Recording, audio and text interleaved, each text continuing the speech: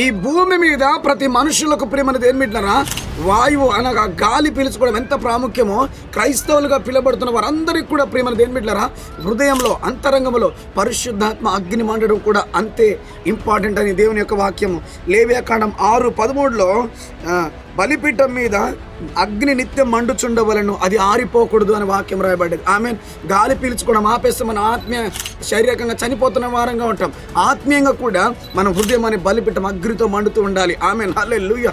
ఆది అపోస్తుల కాలంలో ప్రియమైన దేవుని బిడ్డలారా, దేవుని భక్తులు, అపోస్తులు, ప్రవక్తలు, శిష్యులు, సేవకులు ఎట్లా బగ్గుమని మండినారో ప్రియమైన దేవుని బిడ్డలారా, అది కేవలము అంతరంగంలో పరిశుద్ధాత్మ జ్వాల మండడాన్ని బట్టి. ఆమెన్. హల్లెలూయా. పరిశుద్ధాత్మ దేవుడు ఇగో ఎంత దినాల్లో కోరుకుంటున్నా ఏంటిదనంటే, నీవు మండుతూ అనేకులు మండించాలి. ఆమెన్. నీ అంతరంగంలో పరిశుద్ధాత్మ మంట నిత్యం రగులుతూ ఉండాలని దేవుడు మాట్లాడుతున్నాడు. ప్రేమ దేవుని బిడ్డలారా, నీ బలమైన ఆత్మాభిషేకంతో మండుతూ